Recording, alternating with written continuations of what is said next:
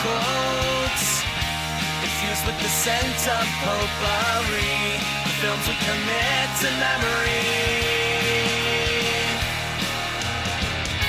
Crossing the felt ropes, watching from home on my TV, looking at all my eyes can see. They tell me I view obsessively. Hello and welcome to The Obsessive Viewer, a weekly podcast reviewing 2 new or recent release titles every episode with an occasional free-for-all segment at the end that we call Potpourri. I'm your host, Matt Hurt, and you can find more of my work, including my written reviews, full episode show notes, and the complete backlog of our episodes and spin-off podcasts at obsessiveviewer.com. You can also follow me on Letterboxd and other social media platforms at the username of Obsessive Viewer. And if you'd like to support us and get access to hundreds of exclusive episodes, you can join our Patreon at patreon.com/obsessiveviewer. There is literally hundreds of episodes of content on there, over 150, I think, immediate reaction reviews that I record soon after seeing a movie for the first time in the theater. There's also movie commentary tracks, there's book reviews, there's other types of reviews I'm blanking on and everything. Tons of stuff, TV reviews, there we go. All of that's at patreon.com/obsessiveviewer. This week on the Patreon, I posted an immediate reaction recording of my thoughts on the new movie Together, which I'll be reviewing next week on the podcast. That was an immediate reaction theater experience recording that I posted last night as of this recording. And then by the time people are listening to this, there should be an immediate reaction recording of the Fantastic Four First Steps up there as well on Patreon. So once again, you can sign up at patreon.com/obsessiveviewer for all of that and a bunch more content. And if you'd like to support me without messing around with Patreon and just bypass all of that and just donate money to me, you can always buy me a coffee at buymeacoffee.com/obsessiveviewer. And yeah, that's where you can find all that stuff. And all of it can also be found at obsessiveviewer.com. So later in the show, I'm going to be reviewing Oh Hi, which is currently in theaters as of this week, in this week's secondary review. But before that, we're going to go over some movie news and Indianapolis screenings before reviewing the new slasher legacy sequel, requel, reboot, I Know What You Did Last Summer, in this week's feature review. And joining me this week for that feature review is my friend and IFJ colleague whose work can be found at MidwestFilmJournal.com, and he can also be followed on Letterboxd at the handle of Sam Movie Man. It's Sam Watermeier. Sam, welcome back to the show. How is it going? It's going great now that I'm here with you. Nice. Yeah, I'm happy to be back. Yeah. Always a pleasure. Especially for a 90s horror movie. I'm a 90s nerd. Same. And I'm looking forward to talking about this this sort of return to the 90s. Yeah, me too. You know, you might say, and I didn't want to get too much into this or anything, but you might say that, like, I Know What You Did Last Summer, which came out in 1997.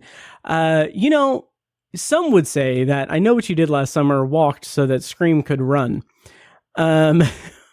Which some might say that. Some and might be say wrong. That. Yeah. For those listening, there was an interview with, was it Madeline Klein who did the interview? Yeah, she had mentioned that, and I saw like some comments about it where some people were saying like, well, you know, the book I Know What You Did Last Summer was written then. It's like, okay, yeah. Or no. They were making the argument that Kevin Williamson wrote the script for I Know What You Did Last Summer before Scream, which is inaccurate because Scream was his first script that he wrote on spec. Like, no. And like, let's be honest, she wasn't talking about the book or any of that. No. So, you know. Yeah. Cut the crap. Exactly. That basically what we're trying to say is Gen Z, stay in your lane. Yeah. But speaking of I Know What You Did Last Summer, Sam, I know what you've been doing these last couple of weeks or last few weeks over at Midwest Film Journal. So over there, Sam has reviewed I Know What You Did Last Summer, Sovereign, Megan 2.0 and 28 years later. And yeah, how has it been going?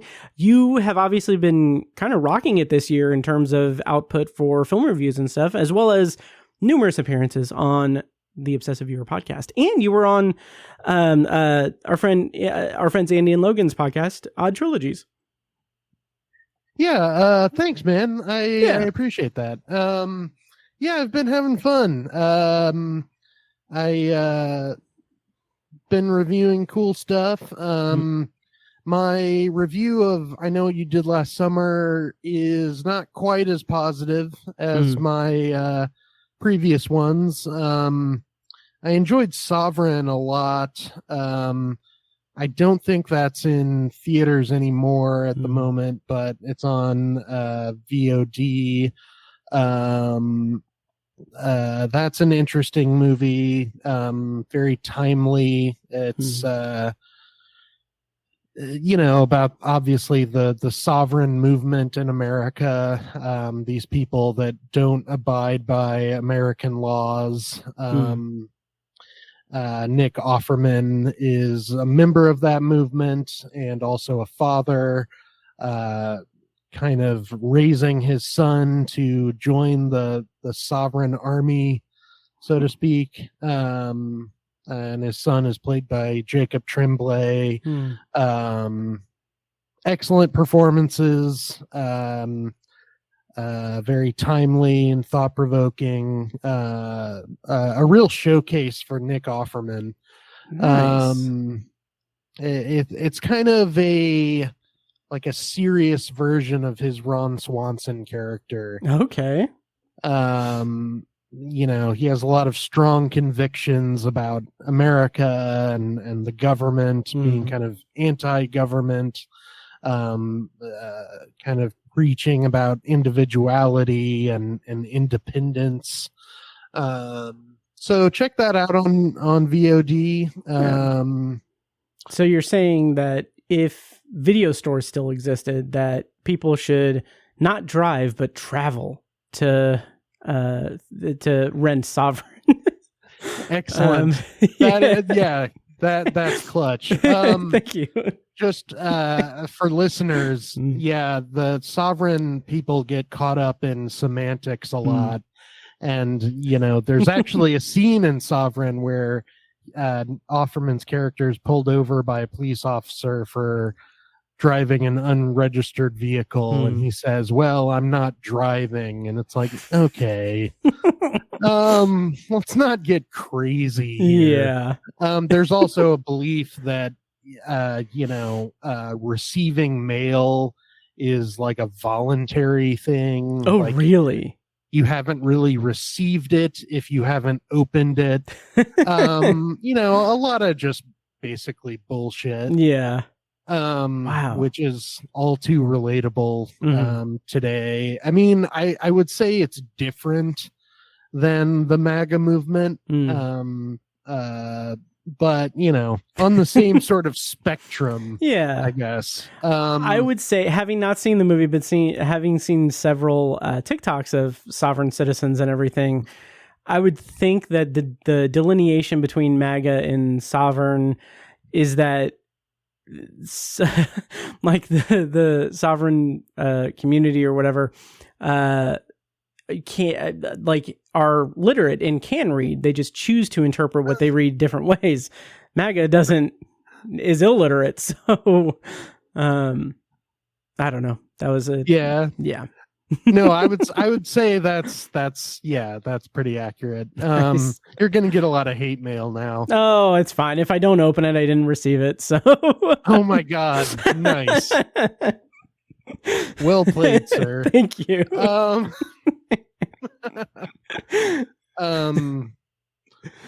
It'd be great if the rest of this episode just turned into like a politically charged, oh God, just rant, and we never got to I Know What You Did Last Summer.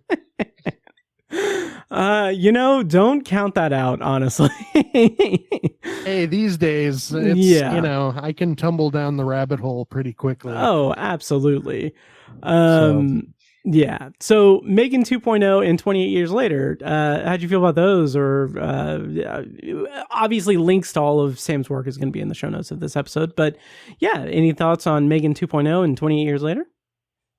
Yeah, I actually I ended up comparing them a little bit, as odd as that seems. Mostly because they both continue their franchises in really unconventional, kind of unexpected ways. Yeah. Megan 2.0 is, a much goofier movie, but it goes from the horror beginnings of the first one into more action comedy territory with this new one. And I would say 28 years later is similarly eccentric. Like, it's kind of an odd movie. It's a surprisingly heartfelt family drama. And for a while you kind of forget that it's a zombie movie. And I appreciate when franchises kind of get a little weird and take a vastly different direction. Yeah. Speaking of Megan 2.0, with Megan, the robot character, kind of taking a turn to the good side in this new one. It's funny, I saw Terminator 2 at the Indiana State Museum IMAX this week. And that's another franchise that took a pretty sharp turn that was surprising at the time. The marketing was based on the sort of twist that Arnold was, a good Terminator this time around. So it's, it's just interesting to see those parallels and speaking of those parallels, it's cool to see the revival of the Scream franchise giving way to the revival of other 90s horror movies, like I Know What You Did Last Summer. Hopefully I'm making some sense here. Oh, not just absolutely. rambling, No, you're good. It's funny because it's funny to me now that I'm sure that there may be some other examples of this out there, but we now have multiple movies called Halloween, multiple movies called Scream, multiple movies called I Know What You Did Last Summer. And I think, didn't they just announce that they're going to do like a legacy sequel or reboot Urban Legend? I think so. There's been talk of a reboot of Idle Hands too. Oh yeah. That could be fun. Yeah. Yeah, I still need to watch Idle Hands. I'm so sorry, Robert in Utah. I'm aware of it. He wanted me to watch it in December, and I just was so burnt out on a bunch of stuff. I just didn't get around to it. So sorry, Robert. But it's just interesting to be in this time now where we get a lot of resurgence of like nostalgia stuff. Some good, some bad, we'll discuss. But Sam's work can be found at MidwestFilmJournal.com. And as mentioned before, he was on Odd Trilogies talking about the Ivan Reitman and Arnold Schwarzenegger Odd Trilogy of Junior, Kindergarten Cop, and Twins. Twins? So check that out over at Odd Trilogies. So Sam, what do you say to me talking about a little bit about what's playing in Indy this week, and then we can talk about news before the reviews, and then eventually get to I Know What You Did Last Summer. I mean, I guess. Nice. Good. Good enthusiasm. I love it. I'm kidding, of course. Of course. Sounds great. Nice. So I don't really have much in the way of what's playing in Indy, but over at Alamo Drafthouse, they are playing on this coming Sunday, the 27th. They're showing Victor Victoria, and they did just announce that throughout from August 2nd to September 4th, I believe it's every Saturday, the Alamo is going to have samurai movies. So it's weird because it's a curated film series that's in conjunction with PlayStation releasing Ghost of Yotei, which is the sequel to Ghost of Tsushima, which is a freaking phenomenal game.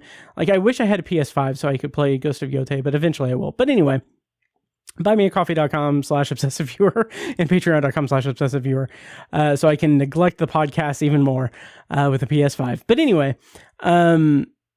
so throughout August into early September, I believe it's every Saturday at the Alamo here in Indy, and other Alamo draft houses, they're going to be showing 5 samurai movies. So like one week, one Saturday, it'll be Lady Snowblood. Next one other week, I don't know the order. Basically, they're showing Lady Snowblood, Lone Wolf and Cub, Sword of Vengeance, The Tale of Zatoichi, 13 Assassins, and Ron. So that's very exciting. I'm maybe going to see Ron again there, but I'm also definitely going to make a trip out to see The Tale of Zatoichi, for sure. Yeah, so I'm very excited for that over at Alamo Drafthouse. Sam, do you have any desire to see any of these samurai films? Sure. I've never seen Ron. That's a Kurosawa joint, right? Yes. Late stage Kurosawa in color, and they just had the 40th anniversary kind of revival of it last month, and I caught it over at Can then. I might check it out again, because anytime a Kurosawa movie is on the big screen, I want to see it. So yeah, honestly, I'm pretty sure the only ones I've seen are Seven Samurai and Throne of Blood. Oh, nice. 2 of the best, though. Yeah, that is true, but I would love to catch up on at least a few more. Nice. Well, I highly recommend it, and I really hope that they get the Kurosawa retrospective thing that's supposed to be touring around. Yeah, I just really hope so, because that's like 9, I think, Kurosawa movies are like remastered and going to be on the big screen. Like, cool. Like, that's like, I will take a vacation. Like, that's like, I will call off work and spend like 2 days in the theater just doing that. Nice. Yeah. So anyway, that's at Alamo Drafthouse. Link in the show notes. And then over at Can, as mentioned last week, on July 29th, for $10 Tuesday, they're going to be showing the complete Grindhouse, both movies together, on July 29th for $10. So check that out at the Can. And links to the other theaters, Living Room Theaters, Keystone Art, Flix Brewhouse, those links will be in the show notes as well. And those show notes are also available at obsessiveviewer.com/OV484. Sam, any thoughts on movie theaters in Indianapolis, or do you want to talk about news? I just want to throw in real quick. I finally visited the Alamo Drafthouse pretty recently. Nice. And I don't know what kind of projector they're using or what the deal is, but the picture quality is like the crispest I've ever seen. Nice. I was like nerding out so hard with my lady Jen. Mm-hmm. I was like, can you believe how crystal clear this is? And she was laughing at me. Like, I felt like I got new glasses. That's was like insane. Awesome. I was like, God, I feel like I haven't truly seen these trailers before, because like they're not murky as hell. Like, right. I was like, this is a brand new trailer to me. And it was probably something I've seen half a dozen times. Sure. But yeah, incredible presentation quality there. Yeah. And I saw a screening of 80s classic Frankenhooker. Oh yeah, okay. That was my first movie there, and then I recently saw Superman. Nice. So I'm 2 for 2 of just great experiences there. Nice. I highly recommend that theater. That's awesome. I love that theater so much. Yeah, I've got nothing to add to that. The sound design is really good. Like the speaker system that they use is incredible there. That it was really cool. I know I talked about it earlier this year, but it was really cool seeing Nosferatu there. Oh wow! Because of the sound, so good, so good. Well, yeah. So that is Alamo Drafthouse, and let's go into news before the reviews. I've got several things. First, I do want to mention I'm going to play a little bit of a clip like later in the show for this, but just to prime you guys for it. Our own Mike White of As Good As It Gets, whose voice you've heard in hundreds of episodes of this podcast and in the opening theme music. His band As Good As It Gets with Dustin Mattingly, with Mike and Dustin, they are having a Kickstarter campaign right now for their new album Colors, which they're going to have on a 12-inch vinyl release for it. And their Kickstarter is going for the month for, as of this recording, 26 more days. Highly recommend it. They are going to have a lot of familiar songs, but also a few new ones as well. So check that out at Kickstarter. I'll put a link in the show notes. But yeah, go help support Mike and Dustin and their dream. Really good stuff. Very excited for them. So yeah, check that out. As Good As It Gets. And other news. So I've got a few things here.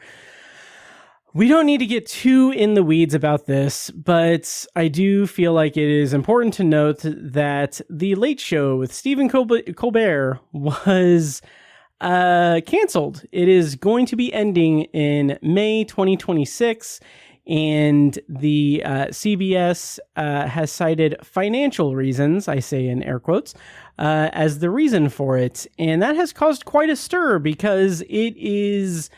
I don't know really the ins and outs of it, but there's the whole merger with Paramount and, oh God, I can't even remember who they're merging with, Skydance. And Paramount agreeing to pay Donald Trump $16 million to settle a lawsuit. There's a lot of conversation about the fact that this is not only canceling like Stephen Colbert, like they are ending the Late Show as a thing. And the general consensus is that it's more due to the Donald Trump of it all and not the financial aspect of it and everything. And that's really scary and weird. And like, I'll just read from this article. Given Colbert's frequent criticism of Trump and his administration, his presence on the network presented its own set of complications for a company eager to maintain a favorable relationship with the president. Really bleak, really bleak. And yeah, Sam, briefly, and let's go heavy PG-13 on this. How do you feel about this news, and any comments? So the thing I liked about I Know What You Did Last Summer, no, I'm just kidding. That's so depressing, man. It really is. We live in a dystopian hellscape, and I'm tired of it. We do. Yeah, and like... I had like my head is slightly in the sand some days. It's probably in the stand too. It probably, well, yeah. Now that they announced that they're gonna make a movie out of it, I think like I still like my theory really is that they just want to maintain the rights because Mike Flanagan wants to get the rights for the Dark Tower to incorporate the stand in his whole Dark Tower plans, and they don't want to give that away. That's my own like conspiracy theory. But anyway, man, I was just joking, and then you like launched right into it. That was incredible. Oh, thank you. Oh, it's been on my mind for a while now.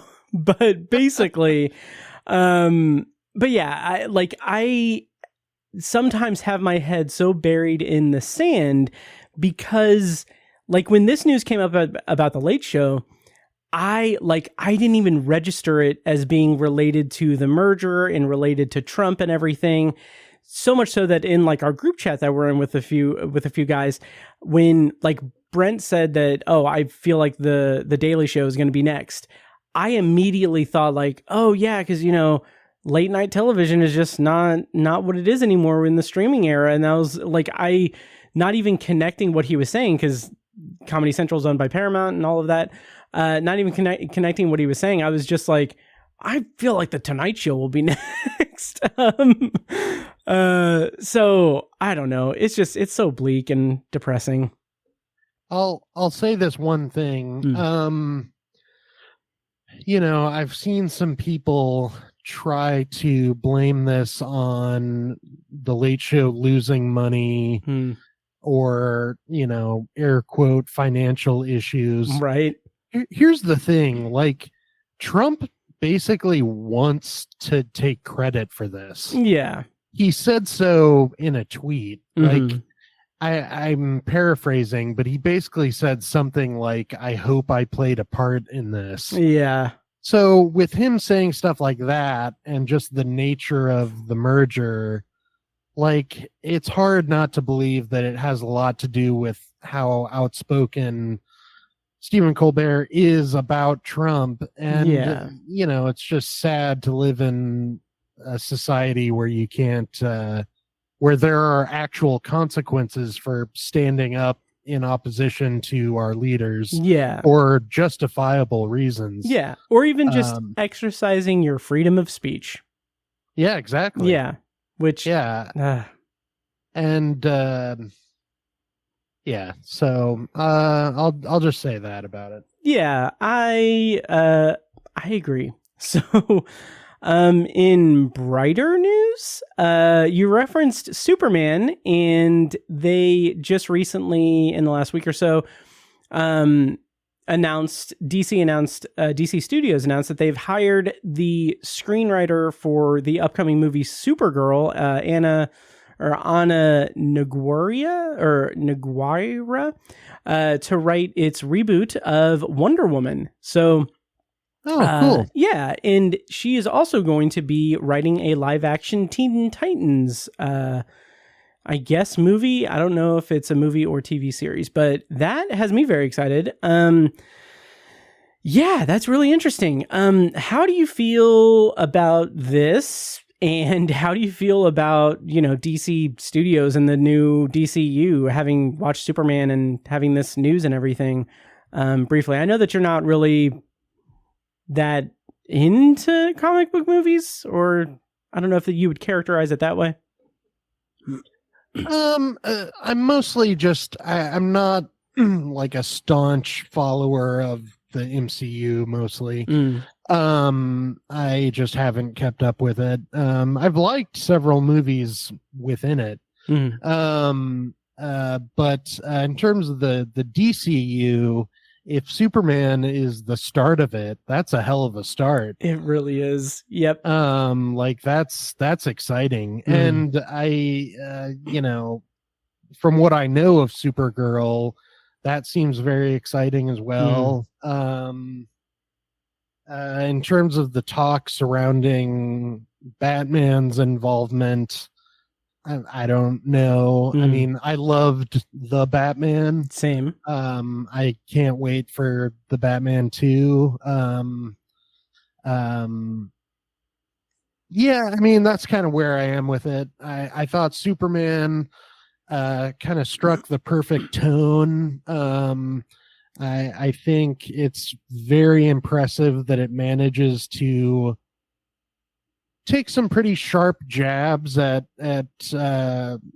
contemporary issues, and it kind of has a satirical edge to it. It takes jabs at Trump, that it kind of comments on the Israeli-Palestine conflict, but even though it does that, it leaves you with like such a big smile on your face, and it's just so wholesome and ultimately positive. Like, that's pretty incredible. So I'm eager to see wherever the DCU goes next. Same. Me too. And I was thinking about that, like the whole Batman of it all, because I've been really getting into Batman. Keep an eye on Patreon in January. But anyway, like, I was thinking about that today, and a couple of things. I mentioned this in our group chat, but I'll bring it out to the listeners of the podcast. But they haven't announced who the Batman will be for the DCU. The Batman, Matt Reeves's Batman with Robert Pattinson, that is going to be its own universe, which I'm all for. apparently it's going to be, that's referred to as the Batman Epic Crime Saga, which I'm not too crazy about that name, but who cares? But anyway, the two things that I'm very interested in with where they can take Batman in the DCU itself is I know that they announced that it's like the standalone Batman movie is going to be Batman Brave and the Bold. That's going to be him with Damian Wayne, his son, who is the Robin in that era of comics. And that is very interesting, and I'm very curious if that is still the plan. But the thing that I'm really excited about for that is the idea that, similar to Superman, the idea that, oh, we're going to get a Batman that's been at it. Like, he's been a fixture. He's been someone who's been doing the Batman thing. And like, we kind of got that with the DCEU, with Batman v Superman and, whatever. But I just like the idea of this lived-in universe because, granted, by my count, some of my favorite, like my favorite Batman adaptations have been The Batman and Batman Begins, both early Batman stuff. It's just going to be interesting to see like a seasoned Batman. And then the other thing I want to mention is the thing that I mentioned in our group chat, that we have Clayface coming out in 2026. It's going to be like a body horror movie. And I had mentioned this in the group chat, but I keep thinking how interesting it would be if there's no way that this is how it would happen or how they would announce the Batman for the DCU, but it would be so cool if they did Clayface different from like traditional like villain centric like anti-hero movies where it's like, oh, we have a villain but they have to go up against another villain, or they have to go like they have to do this like saving the world thing. Like, I would love it if we just get a Batman movie in Clayface but from the perspective of Clayface. So we get him dealing with the Clayface of it all and trying to correct it and everything. And then as he's going about his way doing these things, suddenly like Batman intervenes in like the heists and capers and the violence and everything. And so we only catch, like, the only things we see of Batman are like him interacting with Clayface. And so like the idea that could be the introduction of Batman in the DCU, that obviously like we would know who it is, because I don't think it would be hard. It would be easy enough to disguise it as like not knowing who it is, like credits and everything. But it would be just so cool if that was like the announcement, is like, that's our Batman. That's who Batman's going to be. But who knows? I just think that would be cool. I think that's a really interesting idea. Like to portray Batman as the obstacle for the main character. I think that's really interesting. I think honestly, it's like a little too bold. Yeah. I can't picture a movie taking that direction, which is a shame, but it'd be really cool if that were the case. Oh, absolutely. And like, I could see, even with James Gunn being, the head of DC Studios and everything, I could see Warner Brothers like pushing back on that, being like, well, it's a superhero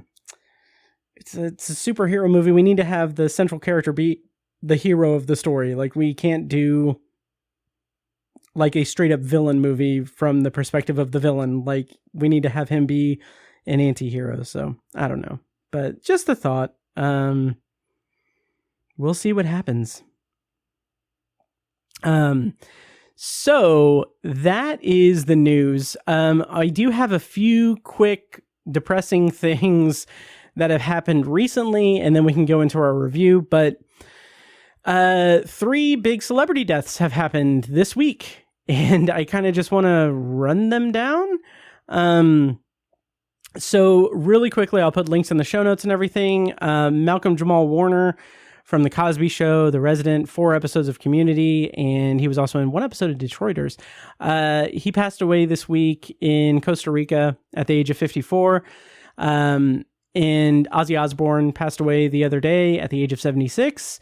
And Hulk Hogan today, as of this recording, July 24th, passed away at the age of 71. So that's a big, quick succession of people who have passed away. Sam, any thoughts? Were you a fan of any of the three of them, or any eulogizing you would like to say on, in effect, for Malcolm Jamal Warner, Ozzy Osbourne, and or Hulk Hogan?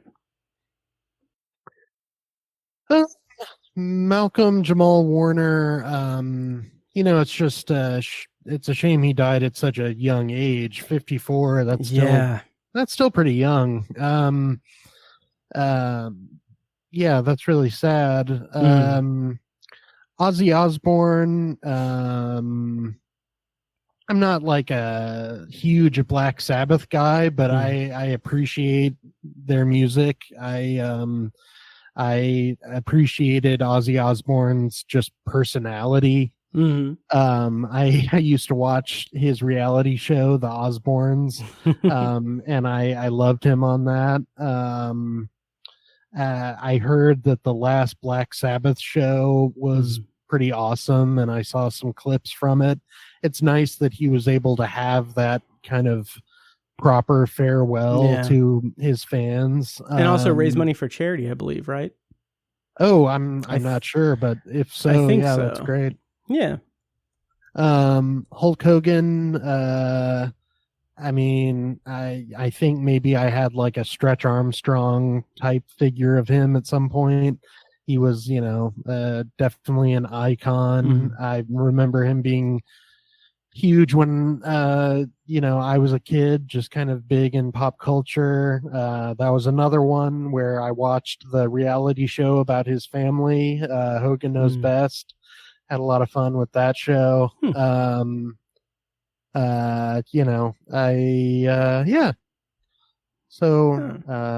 Rest in peace to all of them. Yeah, well said. I wasn't really a fan of Hulk Hogan or Ozzy Osbourne or anything. Malcolm Jamal Warner, I never watched The Cosby Show, but I did really like his roles, the role that he played in those 4 episodes of Community. Like, I think he did a fantastic job. And he was also a lot of fun in one episode of Detroiters. So, I don't remember that one. I'll have to go back and I love Detroiters. I don't know why I don't remember. Yeah, it's one of the first episodes, like one of the first episodes, weirdly enough or morbidly enough. It's the one where he plays like a businessman, like they're doing a pitch meeting for him, and they're giving him like obviously like a really dumb idea like they usually do in that show. But then he's like, okay, yeah, we'll do that after I get back. And then he's like, I'm going on vacation or something. And then like he gets up and he goes and he gets on a motorcycle and just rides away. And they're so like impressed by that. And then that leads to them basically doing a whole thing where they buy a motorcycle. And it's really silly. I love that show. So, it's the second episode, Hog Riders. I'll have to rewatch that in memory. That's funny. Oh yeah, he had a quote. His character had a quote in that episode that I can't find, but it's kind of it's kind of a beautiful quote. It's something to the effect of, "Don't spend your life living so much that you forget to live it," or something like that. I don't know. I wish I would have found the quote before. Yeah, but anyway, it's a very endearing quote. I will say that. And don't let making a living interfere with making a life. That's what he said. Oh, that's very nice. Yeah. Thank you, AI overview. So that was amazing. Thank you. But yeah, so that was shocking, surprising that he passed away, unfortunately. And but his memory lives on. All of their memories live on.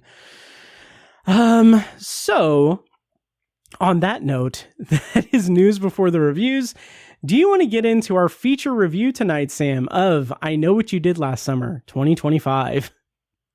Yes, please. All right, let's do it. Okay, so for the feature review this week, we're going to be talking about I Know What You Did Last Summer. Of course, we're going to do a non-spoiler review followed by a spoiler review. That spoiler review will be separated by me talking and also a clip from the trailer. If you want to navigate around spoilers or jump to the secondary review, check the show notes for timestamps. I put timestamps to all the sections in the show notes.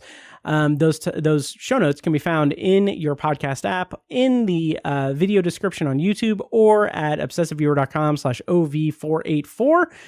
And without further ado, let's go into our non-spoiler review of I Know What You Did Last Summer, which premiered in theaters July 18th, 2025. It is currently still in theaters, and the premise, according to IMDb, is a group of friends are terrorized by a stalker who knows about a gruesome incident from their past. The director was Jennifer Caton Robinson, and writers were Jennifer Caton Robinson and Sam Lansky. And the cast includes Madeline Klein, Chase Sui Wonders, Jonah Huar King, Tyreek Withers, Sarah Pigeon, Billy Campbell, and reprising their roles from the franchise, Freddie Prinze Jr. and Jennifer Love Hewitt. So, Sam, of course, we're both very fond of 90s stuff, and in particular 90s slashers. Before we get into our review, what is your relationship with the I Know What You Did Last Summer franchise, be it the original movie, I Still Know What You Did Last Summer, or the straight to DVD, I Will Always Know What You Did Last Summer, or the Amazon Prime show that got canceled after a season? People may find this hard to believe, but I vividly remember I Know What You Did Last Summer coming out in theaters. Me too. I was like 6 years old, so they may find that hard to believe, but I have a very vivid memory of my childhood. And I really remember that whole post-Scream slasher revival of the mid to late 90s. And what's interesting about I Know What You Did Last Summer is that it was the first like straightforward slasher movie after Scream. Scream has kind of a self-aware sense of humor, and I think it's very scary, but it also leans into humor, into kind of a meta comedic level. And I Know What You Did Last Summer is just a really good, straightforward slasher movie. I have a fondness for the time in which it came out. I remember just like being really giddy to see it, even though I wasn't allowed at the time. I remember finally seeing it was like so exciting for me. It was, I think I kind of like watched it in secret on HBO or something. Like it was very much a taste of forbidden fruit. Like I felt like I was getting away with seeing it. Nice. So I have very fond memories of the original, and I really like I Still Know What You Did Last Summer. I mean, it's very silly, but like the concept of a sequel to that movie is inherently silly. Just that, you know, someone is still hung up on this accident they caused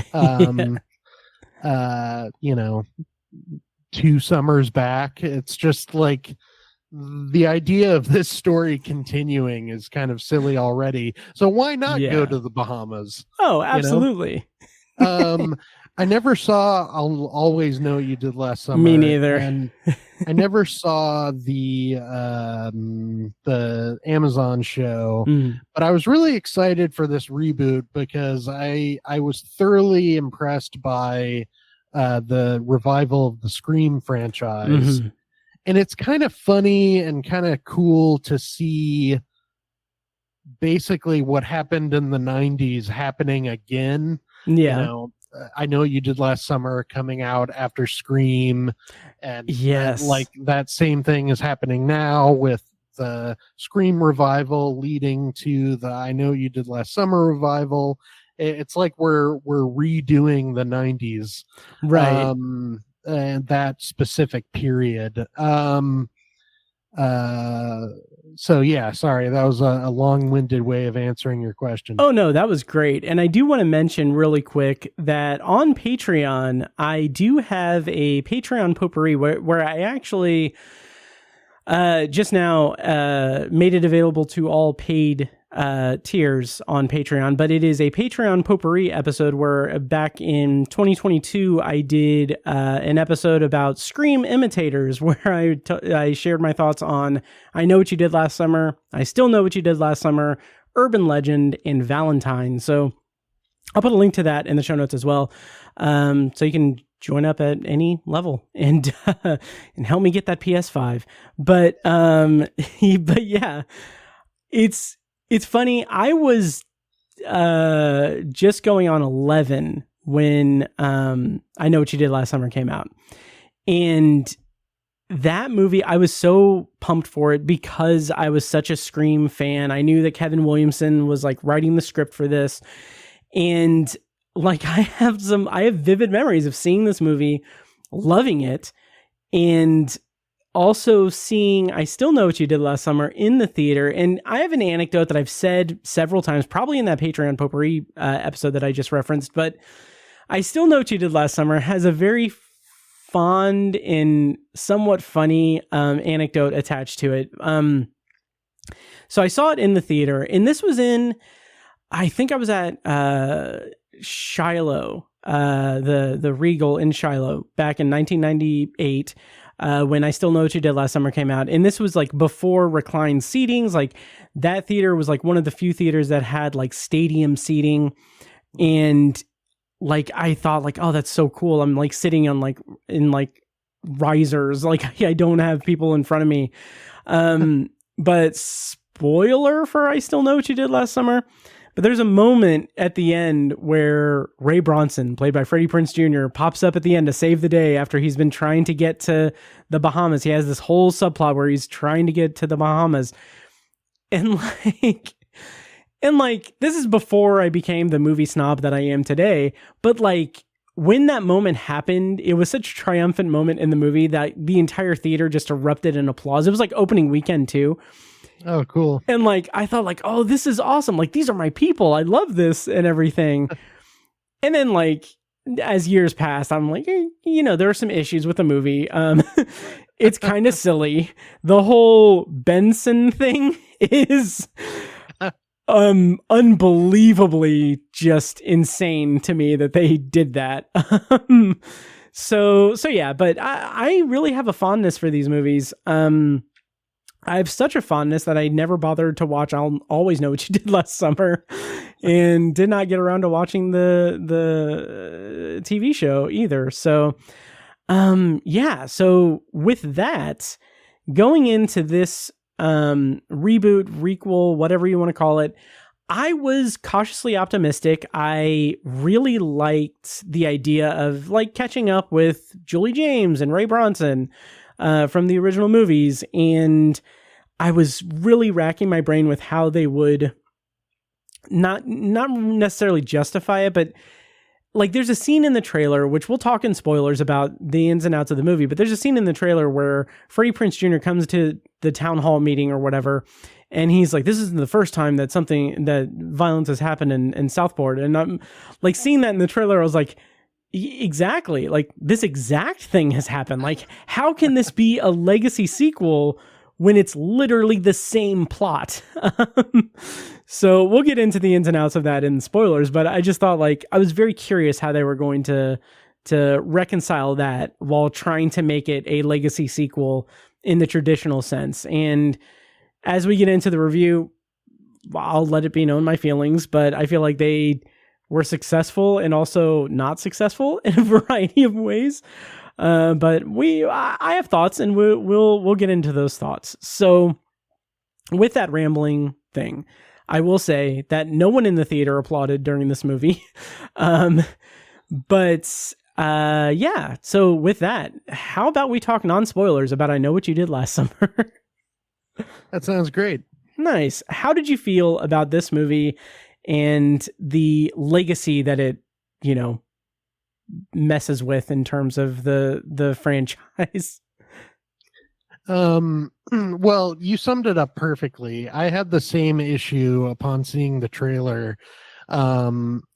Like, if they were going to simply remake the original, obviously it would be fine to have the characters get into the same sort of car accident. Yeah. But they not only get into the same kind of car accident, but they seek advice from the original characters. Mm-hmm. So it's like, you've been in this exact same situation. How did you handle it? Like, there's something just so like goofy about that. Yeah. But I think it's dealt with actually pretty effectively. I agree. And I think I can talk about this without really spoiling anything, but I mean, everyone knows that this revolves around a car accident. I don't think that's spoiling anything. No. But this movie creates a real sense of like local lore around the car accident that it makes sense. So the characters in this one are a little bit older than the original characters. They're not fresh out of high school. They're either did they graduate college? I think so, because in the opening scene, Ava's bedroom, it says that like there's a picture. I couldn't tell if it's high school or college, but it says class of 2017. So I would say that that was probably high school, because I think it's her and Danica in the picture. So I think it is just, I think that they're like 8 years removed from high school, I think. Okay. I mean, yeah, they probably are, because like, one of them is getting married and yeah, they're entering, the job market and but anyway, they're still friends from high school, like the original characters. Yeah. And this finds them getting into a car accident on a winding coastal road, and it deals with the silliness of them in the exact same situation by creating this local lore around the road. In the movie, they say this road is called Reaper's Curve. Right. And I thought that was a good way of kind of explaining like the fact that accidents tend to happen on this road, and that the town itself has kind of a tragic history. So I thought that was a pretty effective way of dealing with that. And it kind of gives the feeling of an urban legend. And the town of Southport kind of has this like, this movie does a good job of establishing that like a lot of the residents have demons, and there's a lot of, ghosts in this town, so to speak. And so I thought it dealt with that issue in an effective way. Yeah, that's a good point. I was a little harsher on the circumstances of the accident and everything, but I do think it's really interesting that the movie does kind of lean into that local legend lore kind of aspect of things. Because what I found so effective and good about the original movie was that feeling of the characters being a tight-knit group of high school kids that are about to finish high school. They're on the cusp of adulthood and college and everything. And there's a ton of stuff about like classism, like Ray is like a fisherman and a fisherman's son. And like, he's destined to just stick around in the town, which I like I'll need to go back and watch I Know What You Did Last Summer, but I didn't know the town was named Southport like at all. It and that's so funny too, because I just think like, Scream is Woodsboro. Like I didn't have like an indelible like impression of like what the town was, and I Know What You Did Last Summer, but that kind of class disparity thing is very much baked into that plot. And I think that the original movie did a much better job of demonstrating that and kind of exploring that, not town folklore, but the kind of town standing in terms of what it is to be a kid on the cusp of adulthood, trying to figure out like your place and everything, which is a tall order for a slasher movie, really. But what this iteration of the movie, of the franchise, is like, with this reboot, requel, whatever you want to call it, it tries to do that local legend thing, and I do appreciate the urban legend aspect of it. But I do feel like there is something missing in terms of the setup of the central like plot device of the accident. Like, it's so clear, like immediately in that opening, like first like sequence in the original movie, that like it's kind of telling us with dialogue, but it's basically like demonstrating like why they can't, like they're responsible for this accident. They hit a guy, and like they explain like in their, teenage coming of age logic, like why they can't afford to have like this on the record and everything, because, Ryan Phillippe was partying and he spilled alcohol, so it smells like alcohol and everything. And, they can't do this. Here, it's just like immediately like, okay, well, we can just let it be. And, my dad is going to cover it up and everything. And like, that's fine. I understand that they have to do something different and everything, but I don't know. I just feel like the way that it leads into like a town-wide like urban legend sort of thing, or town-wide like lore or hidden history thing, I feel like that wasn't explored as well as it could have been. But that's maybe splitting hairs. That's a good point, though, that their decision to cover it up this time doesn't feel... It's missing like a tragic weight to it. Yeah. Like, you get the sense in the original that because they are on the cusp of leaving the town and moving on to bigger things, that, this is kind of a major fork in the road for them. And in this one, I'm not sure you get that same sense. Like, one of the characters, I'll try to keep it vague, but one of the characters has kind of a dark past and a little bit of baggage that she's worried the accident will exacerbate. But yeah, you're right. It's like, plus they don't really have to get their hands too dirty and covering it up. Right. Yeah. You're right. Like, it's covered up very neatly. So yeah. Yeah, it's a weird thing where like the original movie is very much kind of a monkey's paw thing, where it's like, okay, well, they don't want this accident to ruin their lives, but the fact that they went through the trouble of covering up the accident is in effect ruining their lives and ending a couple of them. But here it's just like kind of, and maybe it's somewhat the point, but here it's just like, okay, well, we are near this accident. There's nothing really that we can do.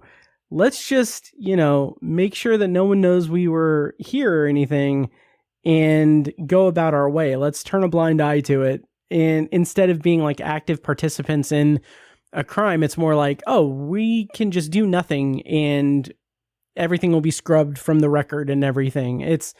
I don't know. I don't know if there's a millennial / Gen Z, or I guess, would that be Gen X? Gen Z, are they technically Gen X in the original? I don't know. I think so. Yeah. But anyway, I don't know if it's a generational thing. I don't think it's going that deep or anything, but it's just really, it just felt a little lacking to me. But once we get to the 1 year later and we get the fishermen going after everyone, I will say that the violence in this movie, the kills, the bloodiness of it, I felt was really good. Especially because, like, one of the big things about the original, and to a lesser extent, I Still Know What You Did Last Summer, was that I always was of the thought that, how do you make, like, this fisherman's hook, how do you make that be an effective, like, instrument to be a slasher killer, serial killer guy?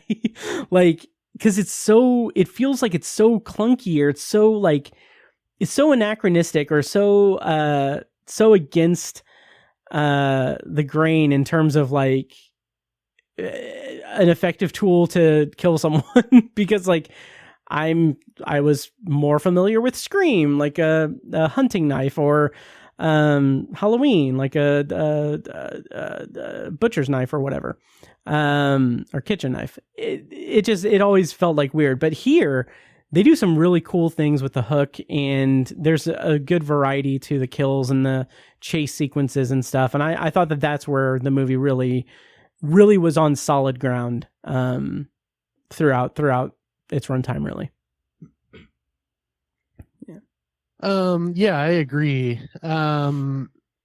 What I mean, in the original, the fisherman slicker has like a great metaphorical quality to it. It's like, it's almost representing the town's, like, haunted history as kind of a working class, like, fishing village. And, you know, it almost represents, like, what characters like Freddie Prinze Jr. and Ryan Phillippe don't want to be, which is fishermen. And, like, there's kind of a theme of, like, classism to it, like you said.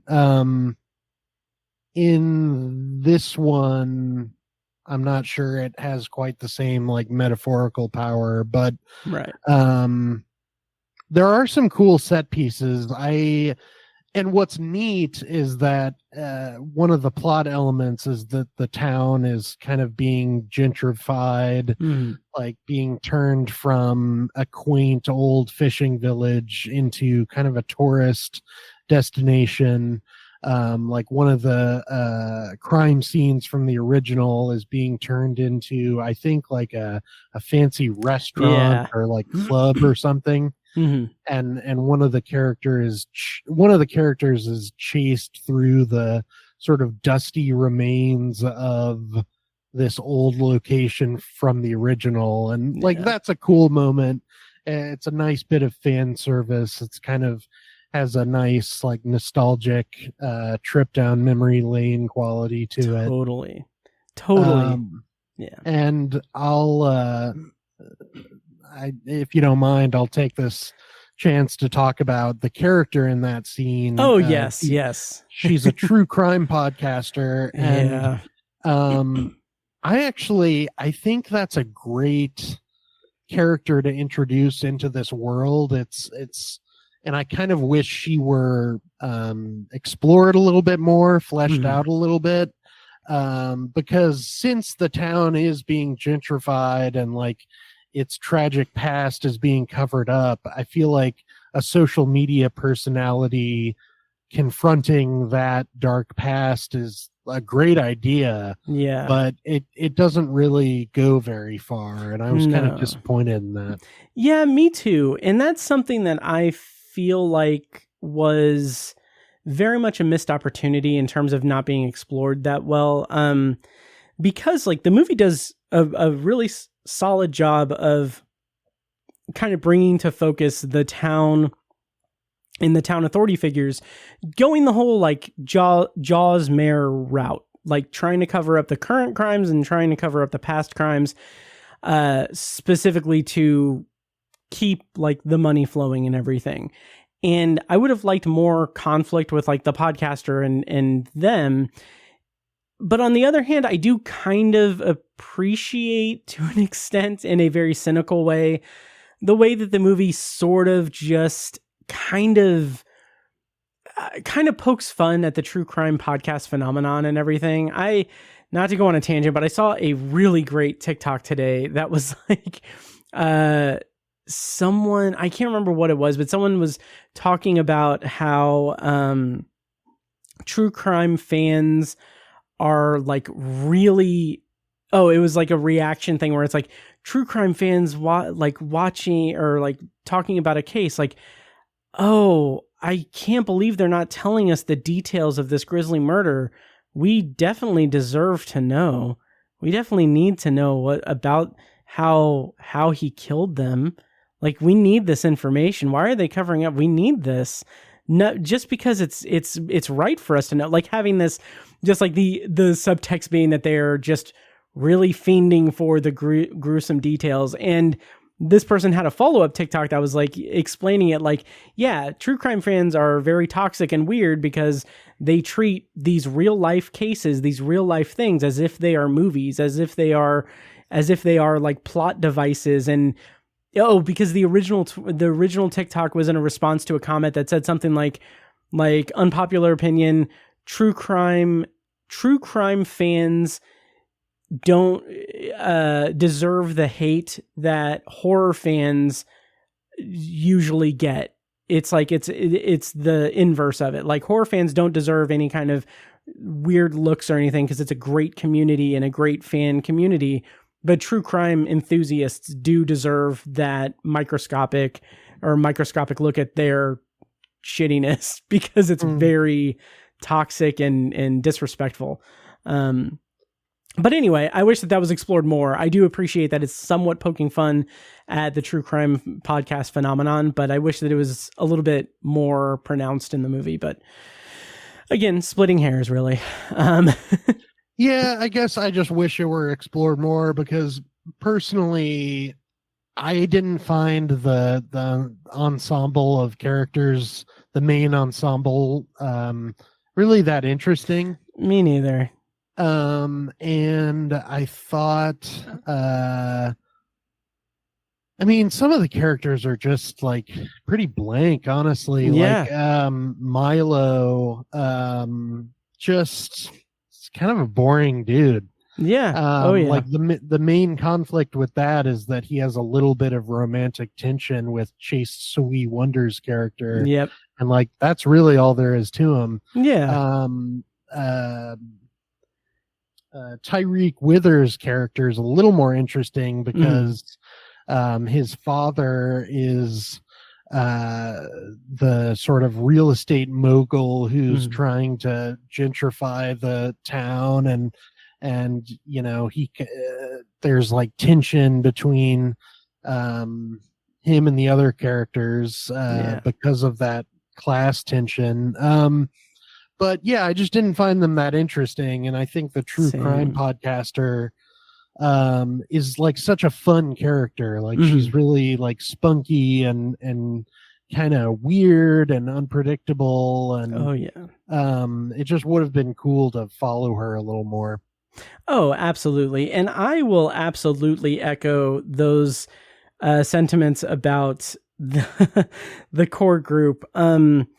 There is a I'll talk about that in spoilers, so let's just forget that. But basically, I didn't find it too compelling. Like, this friend group, I didn't find them that interesting, really. There's some like backstory with them that's decently explored, but I didn't have like that hook that I did with like the original ones in the original movie or other slasher movies like it from the late 90s, early 2000s. And that was very much to the detriment of the movie. But I still found that like those set pieces where they are in danger were pretty effective at like raising my blood pressure a little bit and getting me excited.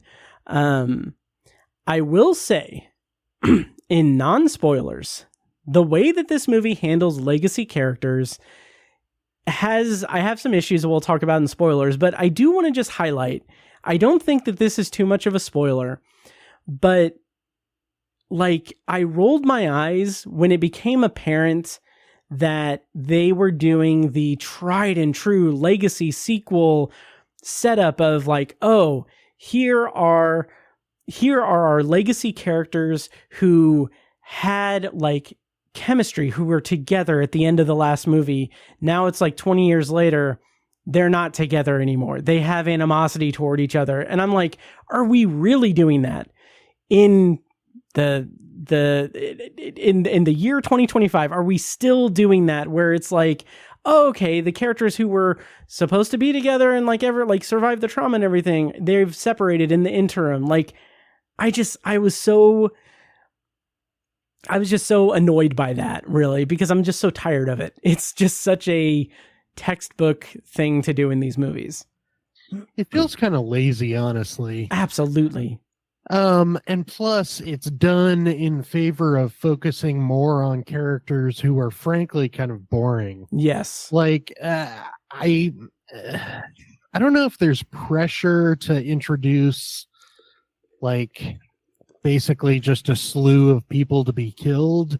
Like maybe that's the motivation behind it, but the core group of friends in this are just, I mean, yeah, it's fun watching them get chased, but like there's just not much to them. And like, yeah, I mean, to be brutal, and I guess maybe this could be a spoiler, but like Jennifer Love Hewitt and Freddie Prinze Jr. are in like 10 minutes of this movie. Oh yeah. Yeah. Which is really frustrating because Jennifer Love Hewitt said like, oh, if I'm going to come back as Julie James, it's going to have to be a significant part. It's going to have to be a significant reason and everything. And I'm like, sure, fine, whatever. But like, it's really not in the grand scheme of things. Like there's some good scenes. Like I think they both do a good job. But it also just feels like very textbook legacy sequel thing. Like her first scene is her giving a lecture because she's a professor at a college now, and she's giving a lecture about like surviving trauma and everything. It's like, okay, so like how is this effective storytelling if you make like that her just main characteristic is just this one two things in her life that happened, being like driving everything, which I understand, but it's also like you need to give some kind of dimension. I don't know, like Scream 5 in 2022 did a great job of having like Sydney be like, no, I'm never stepping foot in Woodsboro again. Like I'm not, like I've got kids and everything, I'm married, like no, I'm not going to do it. Like it's just, it just felt very lazy, like you said. Yeah, and I think it would be so much bolder to show them moving on. Yeah. Oh, yeah. Like, I mean, I would hope that these people had moved on to some degree. Like, right. I mean, what happened to them was almost 30 years ago. Right. I mean, obviously they shouldn't forget it entirely, but like, the fact that her life is devoted to trauma, like it's just kind of depressing. And like, yeah, I guess I did enjoy the fact that Freddie Prinze Jr.'s character is like kind of a loony old man, like almost like a Quint from Jaws kind of character. Like he kind of busts down the doors of this town hall meeting. And, you know, he's like sort of creepy, like warning people about the dangers of the town. And like, I didn't even make the Jaws connection there. That's awesome. So I liked that because Ray, it's a stark contrast between Ray in the first couple movies and Ray now. Like I don't know, I appreciated how different his character was. I thought Jennifer Love Hewitt was nice to see again, but I mean, like you know, it was fun to see her character again, but I just didn't think she was different enough, really. Same here. And we can start to transition over to spoilers here in a second, but I just feel like I'm aware that the whole breaking up characters thing was done in Scream 5. I know that and everything. but it was done well in Scream 5, and it is an interesting reflection of David Arquette and Courtney Cox, their relationship off screen, and they explain it and everything. It's a part of the plot of that movie. Like here, it's just like, oh no, we're not together anymore. We hate each other. It's just like, give us something else. Like it's so lazy. I don't know, but yeah. Do you want to go into spoilers? Yes, please. Okay, so we're going to go ahead and go into spoilers for I Know What You Did Last Summer. Before we do that, Sam, what did you rate this on Letterboxd? I was sad to give this rating because I wanted to enjoy this more, but I gave it 2.5. I feel like that's fair. It's a fair representation of my experience. I didn't dislike it by any means. I had a fun time with it, but, and we'll get into this in spoilers, it takes some turns that really ruined the movie for me. Yes. Just like absolutely ruined it. Oh, yeah. Like for me, like unforgivable twists. So I'll be talking about that more. Same here. And I also rated it 2.5 stars. Honestly, it was between 2 stars and 2.5 stars, mostly because of that whole third act thing. It was bothersome to me, which we'll talk about. But that is our non-spoiler review of I Know What You Did Last Summer. It is currently in theaters. I'm going to play a clip from the trailer. When we come back, we're going to be spoiling I Know What You Did Last Summer. Of course, if you want to jump around spoilers, check out the show notes for timestamps. And then, yeah, we are going to go ahead and go into spoilers for I Know What You Did Last Summer after this clip from the trailer. Do you think this is some kind of karma for what we did? What if someone saw what happened?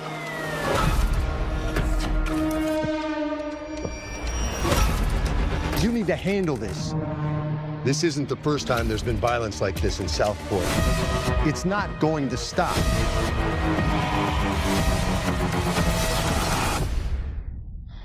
I need to start drinking.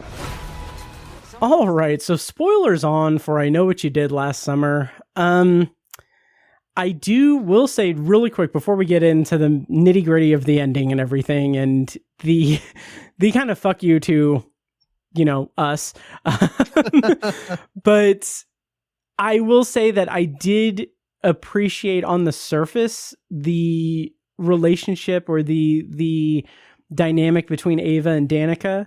And I did appreciate what they tried to do in terms of showcasing like, oh, their lives are, kind of in shambles following the cover up and everything. But the downside of that is like the whole cast is so kind of blah that it took me like way too long. I mean, like a couple of scenes to pick up on the fact that Madeline Klein's character, Danica, was engaged to a completely different person than she was at the beginning of the movie.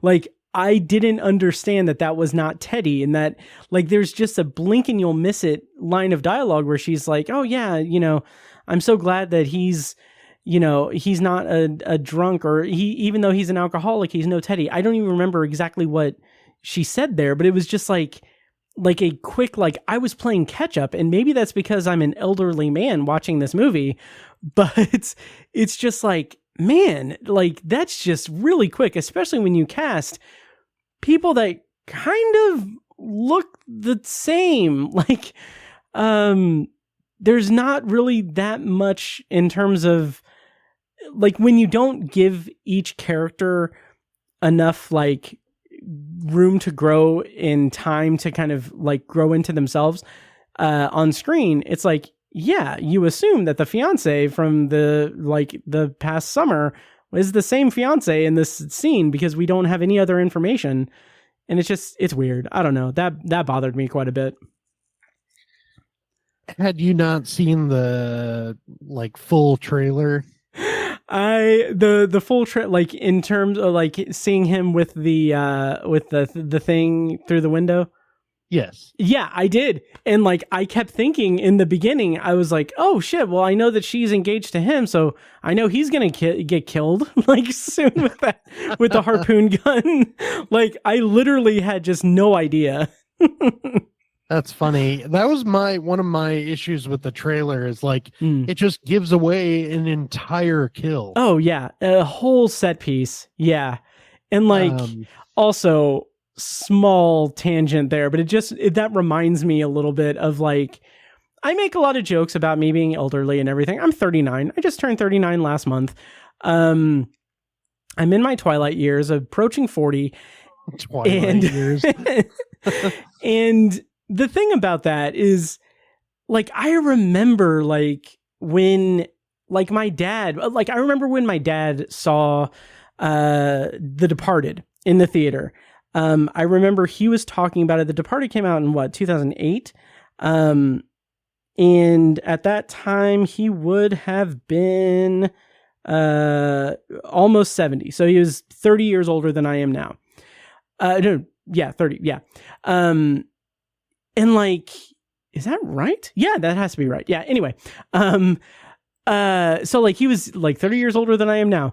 And like I remember him saying like, "Oh yeah, I couldn't tell them apart. I couldn't tell who was who." And I remember at the time being like, "Oh, well, you're older, but maybe pay some better attention." But like I had that experience with this where I'm like, "Oh, I didn't know Teddy wasn't this guy." And like I don't know. I'm in my twilight years. But anyway. Real quick thing about The Departed. I watched that with Jen, and she said she had a hard time telling Matt Damon and Leonardo DiCaprio apart, just in general. And then before he showed up, she said, "Mark Wahlberg isn't in this movie, is he?" And I was like, "Yeah, unfortunately, yeah. Well, he's actually pretty good in it." But yeah. She said those three guys she has trouble telling apart. Oh, so that movie awesome. was like a nightmare for her. That's awesome. And really quick, and we can get back into the review, but one question regarding the Departed. Are you a co-op? Nice. Yeah. Anyway, so the characters aren't that interesting.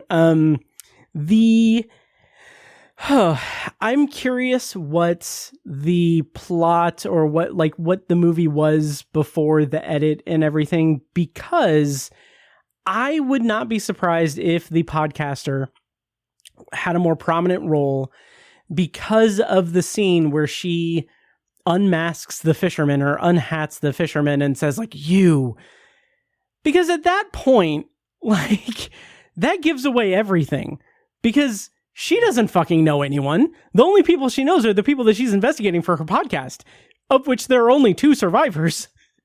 And one of them lives in Southport. That's a great point. Yeah. Yeah. And like, it felt sloppy to me. How spoilery are we getting? Oh, we're in spoilers. We can go right into it. The twist. Oh yeah. Yeah. We are in spoilers now. Okay. The fact that Ray is one of the killers is fucking stupid. It's so dumb. And like, I tried to make sense of it, and like, I can get what they're going for, but it wasn't enough there. There wasn't enough there. Like, I like the idea on paper of him, doing this thing so that I don't even know if it so that she could get revenge. But then that doesn't even make sense. I don't know. It just, like, I can understand, like, oh, this is what happens when dude lives in a small town and stays in that small town and resents his, represses his trauma and resents his life and everything. But it's also like, dude was like the hero in 2 movies. Fucking yeah. Why? That's the thing. Like, to me, it makes no emotional sense for him to be one of the killers. He is a hero, like you said, in the first 2 movies, and he was traumatized by these same events. Yeah. So why would he essentially become the killer who terrorized him? Yeah. And made such a negative impact on his life. Yeah. Also, the idea, he has a monologue where he says something along the lines of like, everyone forgot about us and what we went through. It's like, well, yes, that is what you were hoping for, was it not? And like, even in that monologue, when he's saying like they forgot us and everything, like they just swept it under the rug. It's like, well, you also killed the person who was in town specifically to lift up that rug and tell your story. Like, what the fuck are you doing?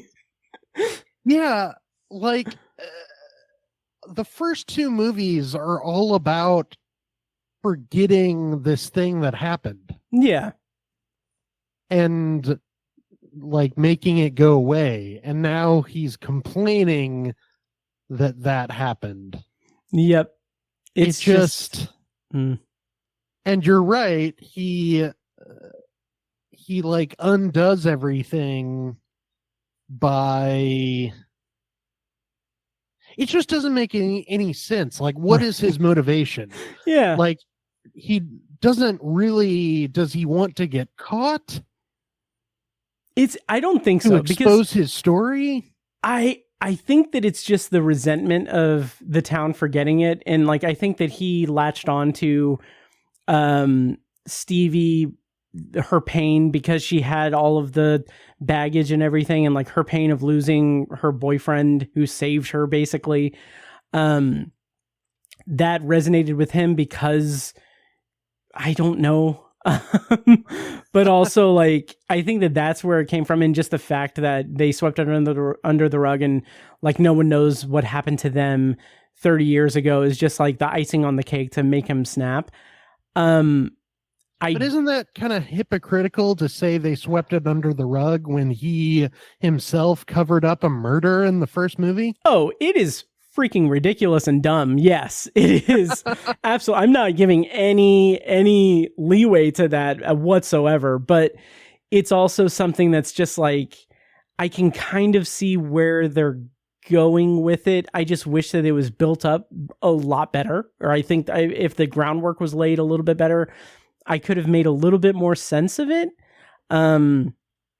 But I do somewhat appreciate the attempt to make him a little bit more, not compassionate, but like when it puts into bigger context his scene with Julie, where he's like, so she's going through the same thing we went through, and your advice is to go after them, is for them to figure out who it is and kill them. And like, that's him saying like, you're not necessarily like trying to cover his own ass, but it's like, you're putting them in harm's way because I'm the killer and I have to kill all of them instead of like just killing their loved ones or whatever, which I get that. I understand that. But like, it also just feels so, it seems harebrained. That's how I would characterize it. Just, yeah. Yeah, just like, I mean, even what you just explained there, and I don't mean this as an insult to you, but like, it sounds insane. Yeah. Oh, yeah. Like, I just don't, it doesn't really make any sense. And plus, like, he's just a good guy. Like, he's not a killer. Yeah. Like, I just don't buy that for 1 second. Right. It's just, it seems like it's just shock value. And like, I kind of got the impression that they were going for it. Like, I will admit, it is a fairly well disguised twist, but I don't like the twist. So like, when they're on the boat and he shoots Stevie, like there was a moment where he's like, why didn't you come to me with this? And like, we're led to believe it's, why didn't she come to him with all of this and everything? It's more like, well, why are you improvising and killing more people or whatever? Why didn't you come to me and we could work this out together? Because you're blowing our cover. And like, I don't know, it just felt very sloppy when the reveal is like, oh, they see it on the news, and like, and Julie gets a call from Ava, that is like, oh yeah, it was Stevie. I don't know how she could have done this alone. And that's when she puts it together. I'm like, okay, this is just so sloppy, and just poorly executed. Well, and here's another thing. Stevie is involved in the accident that killed her boyfriend. Yeah. Oh, yeah. Which I can understand like her not knowing that it was him because it was the pastor's car and everything. Right. And like not getting a good look at him. But like, again, I feel like that whole sequence was sloppy too. Like just not having it be as incriminating as the original one was. Like the original, like they even hinted at it with Teddy's shirt getting ripped off when the truck goes all over the thing. I'm thinking like, oh, it's like the tiara that Helen loses in the original, and they're gonna have to go back and get it, and it's gonna be a whole thing. Like it's gonna be like scary and a big thing. It's like, no, the shirt doesn't matter at all. Like who the fuck cares? Like it's just so, it's not good. Yeah, I mean, I guess I would have maybe preferred an ending in which the core group of friends was being punished for reckless behavior that the driver killed in the accident struggled with in terms of like addiction and everything. And like if the pastor had orchestrated these killings because he was bitter about, I don't know, young people engaging in reckless behavior leading to addiction. Oh my God, that would have been so much fucking better. Yeah. God damn it. Like, oh my God, yeah. Like, and I would have been fine, like, if it was just Stevie going after these people. You also got a sense that she was bitter about the path they led her down in high school. Yeah. Like, she struggled with substance abuse issues, and, like, maybe it wasn't just the accident. It was like, it was like them leading her into this downward spiral, and that's why she started killing them. Basically anything else. Yep. It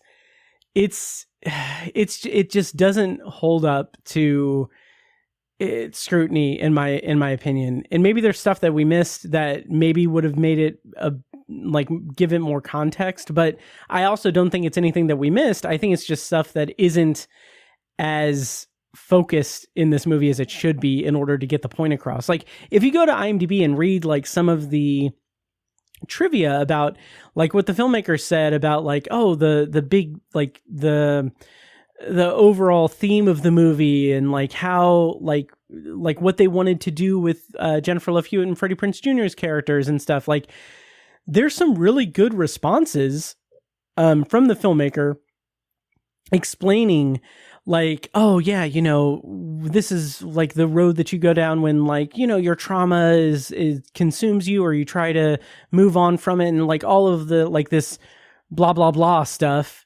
And like reading that, I was just like, where was that in the movie? Like it's weird that it feels like it just was left on the cutting room floor, because there would have been it would have been a lot better if they would have really delved into that instead of just kind of paying it lip service in the press junkets before the premiere of the movie. So it's just frustrating. Yeah. So Freddie Prinze Jr. is out of the franchise, but don't worry. Oh my Brandy God. is back. Yes. I could not believe that mid-credit scene. I could not give less of a shit about any of it. Like, I don't like Brandy's great, but like, are they implying that Stevie, who we've been told is alive, are they implying that she's going after her then? Or is still like, it's how would weird. she even know who she is? Yeah. Yeah. The podcaster with all the lore about it is dead, so she wouldn't know. Right. To be fair, she did she was close with Ray, so he probably did fill her in on all of that and everything, and I can understand that. But also, I do want to kind of shout out a very fun, clever, like wink reference to I Still Know What You Did Last Summer, where when they're talking to Ray, the whole group is like, well, why don't we just get on a boat and just sail for the Bahamas or something and leave behind? And Ray's just like, I don't want to get into it, but that's not a good idea or something. I was like, that's really good. That's good. That fan got service. a big laugh out of me. Yeah. That was a great moment. Yeah. That was good. But yeah, I don't know if this will get a sequel. I don't know what the money's like or anything, but I left this feeling just not interested in revisiting it. As cool as the Fisherman Killer is, I like it would take a lot for me to be excited about a potential sequel.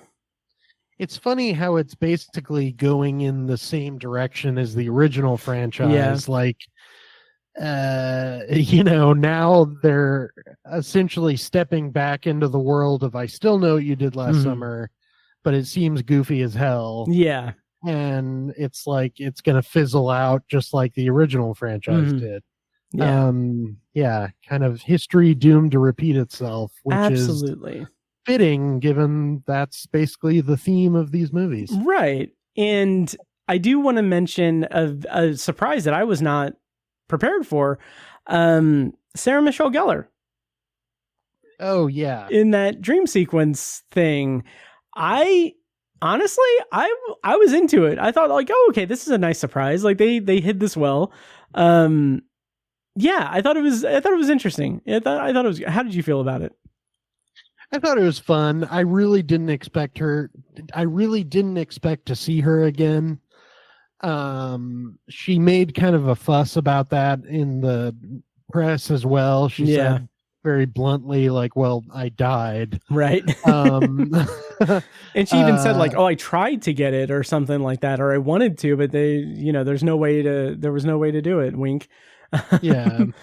I thought it was a fun sequence. Yeah. And I appreciated the Danica character being sort of like the new Helen Shivers. Yeah. So yeah. Yeah.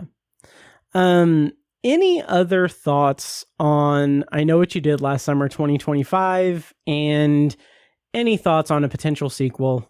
Would it be I Still Know What You Did Last Summer, or would it be I Know What You Did Last Summer 2?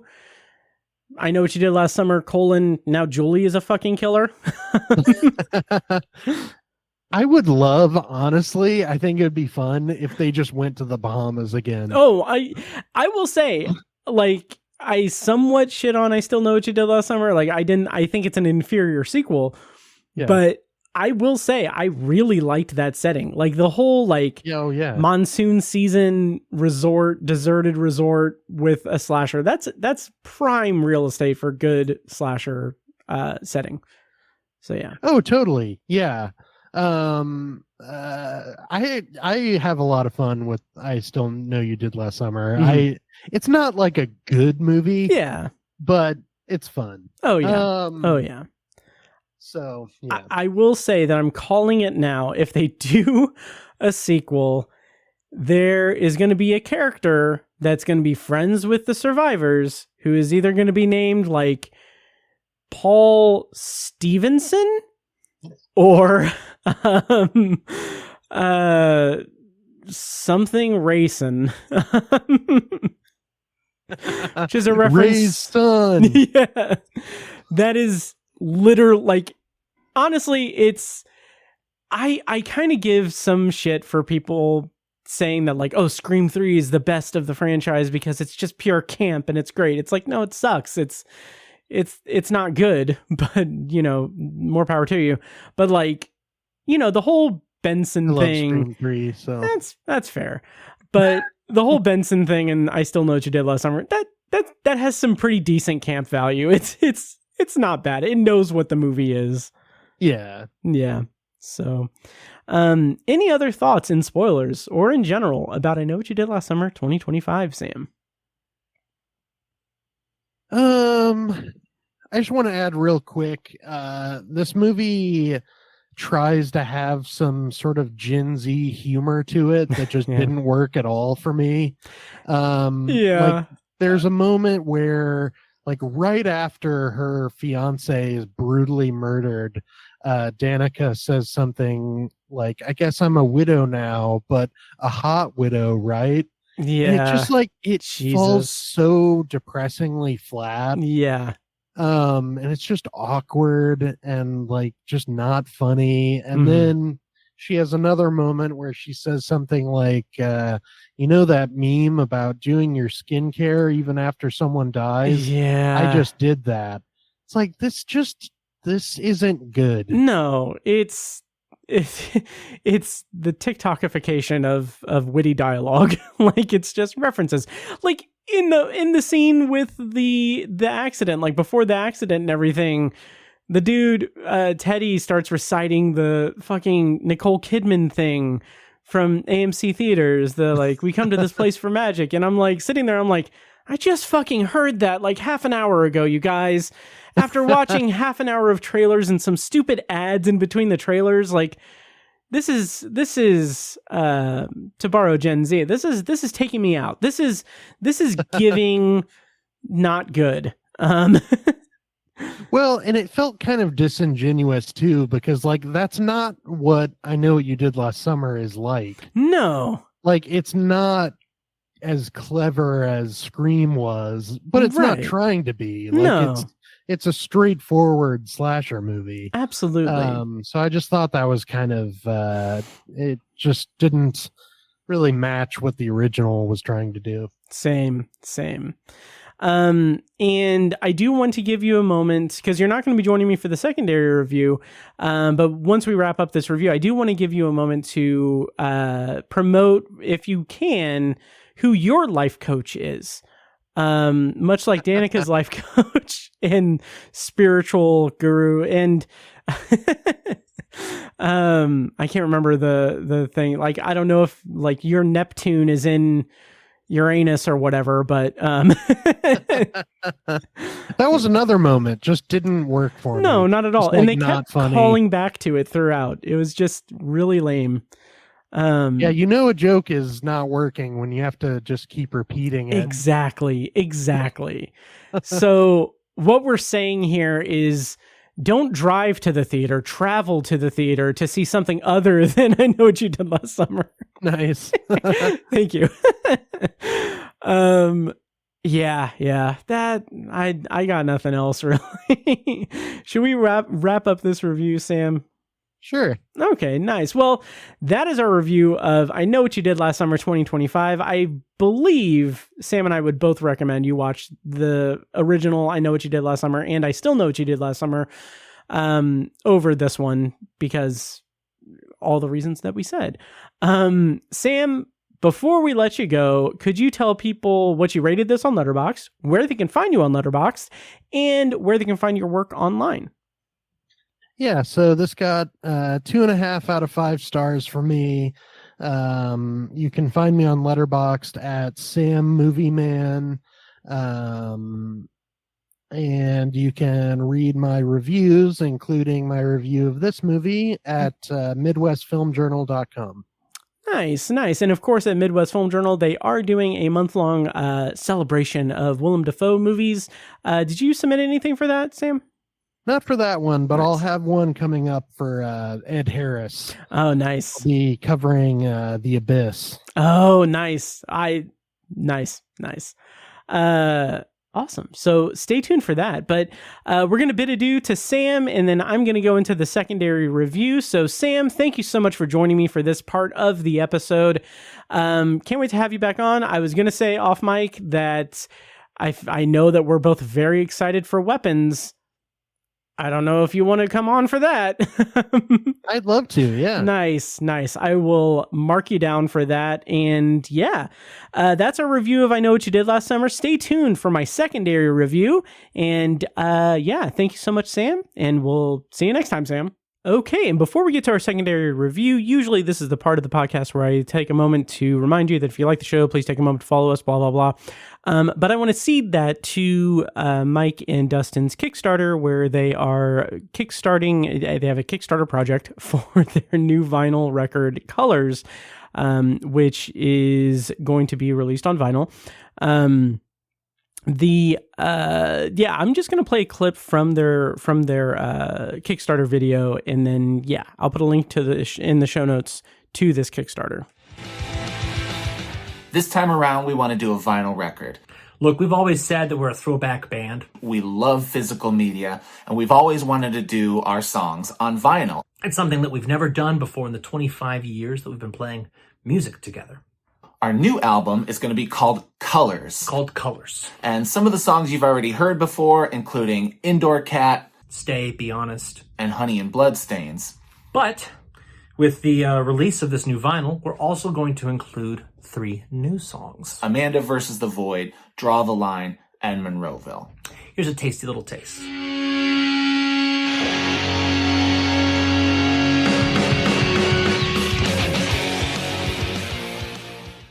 All right. And that Kickstarter campaign goes until mid-August, I believe, August 20th, I think.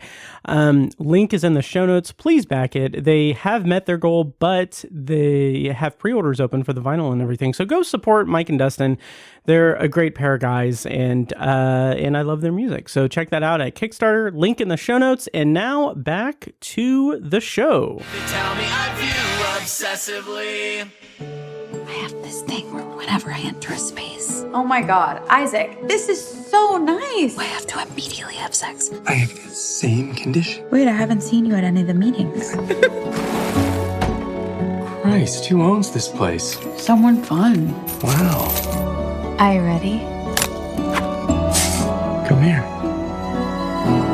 I just didn't expect this.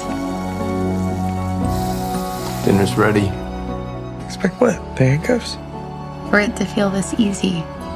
Our first trip as a couple. I think you're great. I'm just not really looking for a relationship right now. Are you joking? No. All right, and tonight's secondary review is for Oh Hi, which is currently in theaters. It was released in theaters on July 25th, 2025, and the premise, according to IMDb, is Iris and Isaac's first romantic getaway goes awry in a most unexpected way. Writer and director for this movie was Sophie Brooks, and the cast includes Molly Gordon, Logan Lerman, Geraldine Viswanathan, John Reynolds, and David Cross. And I'm going to do a non-spoiler secondary review of this movie. I really liked it. It is a dark comedy, sort of quirky comedy in like a romantic. It's kind of an anti-romantic comedy. It's about distilling romantic relationships and modern like romance and pitfalls and issues therein. Through this storyline of this couple that is on this romantic getaway, and as the trailer alluded to, they are not on the same page in the relationship, and as a result, there is a kind of Gerald's Game sort of setup where I can give it away, I guess, because the trailer and everything. But basically, the man Isaac, played by Logan Lerman, is in a compromising position in bed. He is chained to the bed after a night of bondage sex stuff.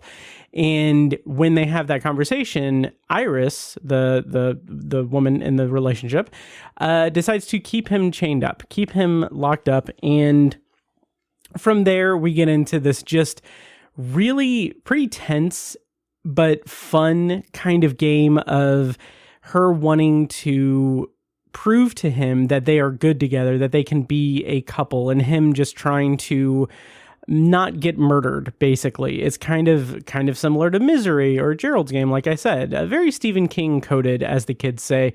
But this was really good at basically taking a lot of things about modern relationships and dating and just putting it all out there in this kind of story of these two people that are not on the same page, this kind of lack of communication, and also this sense of kind of desperation that at least that Iris feels in the relationship, because it's kind of alluded to that she doesn't get like these connections that often, or it's been a while since she's been in this kind of healthy relationship, and her having that basically torn away from her by this what they're called in the movie is soft boy, as a kind of counter to the fuckboy phenomenon. Basically, soft boys are the guys who pursue the romantic relationship stuff, the heavy emotional stuff, but they don't actually want to commit to it. And as a character says in this movie, as she's talking about this particular type of neuroses, is that they're so much worse than fuckboys, because fuckboys just want the casual thing and they're upfront about it. And it's just a really interesting distillation of different types of relationships. And it's to the point where this movie really rides that line, really comes up close to the edge of like supreme dark comedy. Like, this is a dark comedy because a man is just chained to the bed for the entirety of the movie, held hostage and everything. But it rides that line. It comes right up to the edge of going too far, going too dark. But it keeps it at bay. And what I kind of mean by that, without going into any spoilers or anything, is there are moments in this movie where I was thinking like, oh God, are they actually going to go for this thing? Are they going to go for, is this going to be like a thing? Is it going to end up being this? And is it going to blow everything up? And it never really reaches that point of no return, but it really flirts with it. It really gets up close to it.